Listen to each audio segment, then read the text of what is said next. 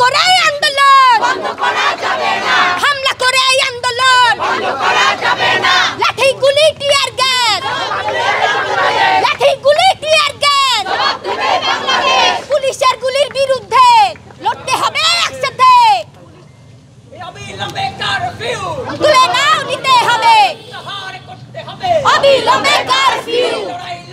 এবং আমাদের যেই 9 দফা দাবি সেগুলোকে সামনে রেখে আমরা যে আন্দোলন চালিয়ে যেতে চেয়েছি সেখানে তারা আমাদেরকে বাধা দিয়েছে। বাধ্য হয়ে আজকে আমরা এখানে এসে আমাদের দাঁড়াতে হয়েছে এবং আমাদের অনেকেই বিচ্ছিন্ন হয়ে গেছে আমাদের কাছ থেকে। এখানে অনেক শিক্ষার্থীর আমাদের সাথে সমর্থন রয়েছে কিন্তু তারা আমাদের সাথে এখানে এসে দাঁড়াতে পারেনি। আমরা তাদের হয়ে বলছি যে ঠিক এই মুহূর্তে বাংলাদেশ একটি বিপ্লবী মুহূর্তে দাঁড়িয়ে আছে এবং বাংলাদেশ তার ইতিহাসের সবথেকে কালো অন্ধকারতম একটি অধ্যায়ের মধ্যে দিয়ে আমরা সকলে যাচ্ছি। এবং আমরা বলতে চাই আমাদের যেই শিক্ষার্থীরা রয়েছে তারা আজকে এখানে যারা রয়েছি আমরা সামনের সময়ে আমাদের শিক্ষার্থীরা সকলে মিলে আমাদের যে সকল কর্মসূচি সেগুলো আমরা চালিয়ে যাব এবং আমাদের যেই 6 জন সমন্বয়ককে আটক করে রাখা হয়েছে এবং যাদেরকে ধরপাকড় করা হচ্ছে যে সকল শিক্ষার্থীদেরকে তাদেরকে আর হয়রানি করা যাবে না এবং আমাদের শিক্ষার্থীদের সেই শান্তিপূর্ণ আন্দোলনকে যেই বন্দুকের নলের মুখে বন্দি করে আটক করে ভয় দেখিয়ে বিভিন্নভাবে আমাদেরকে ছত্রভঙ্গ করে দেওয়া হচ্ছে।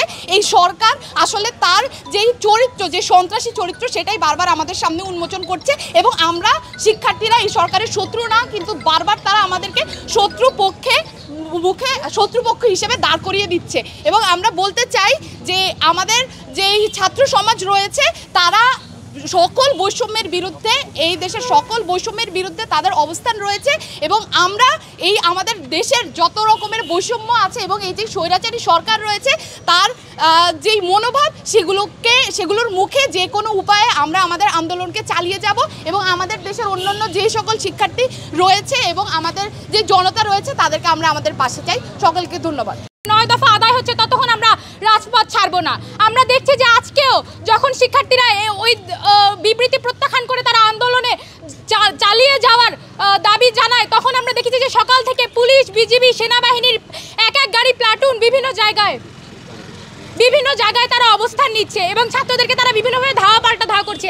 প্রতি রাতে দিনের বেলা তারা নাটক করছে এবং রাতের বেলা তারা প্রত্যেকটা মেসে গিয়ে শিক্ষার্থীদের নামিয়ে হেনস্থা করছে। তারা মোড়ে দাঁড়িয়ে মোবাইল ফোন চেক করছে। এই অধিকার তাদেরকে কে দিয়েছে? এই অধিকার কেন তারা শিক্ষার্থীদের জনগণের মানবাধিকার লঙ্ঘন করছে? তারা কি আমার ফোন চেক করতে পারে? আমার ফোন কি কোনো রাষ্ট্রীয় সম্পদ? তারা এটা চেক করতে পারে না কিন্তু তারা মোড়ে দাঁড়িয়ে আমার ফোন চেক করছে, শিক্ষার্থীদেরকে হেনস্থা করছে, তাদেরকে গ্রেফতার করছে, আটক করছে। একজন এসএসসি শিক্ষার্থীও সেই গ্রেফতার এবং আটক থেকে মুক্তি পাচ্ছে না। আমরা এর তীব্র প্রতিবাদ জানাই এবং যে পর্যন্ত আমাদের 9 দফা আদায় না হচ্ছে সে পর্যন্ত আমরা রাজপথ ছাড়বো না। অবিলম্বে সকল রেড বন্ধ করতে হবে, বিজিবি সেনাকে রাজপথ থেকে সরিয়ে নিয়ে যেতে হবে, কারফিউ প্রত্যাহার করতে হবে। এরপর যে আমাদের সামনে বক্তব্য রাখবে নাজিফ আপু।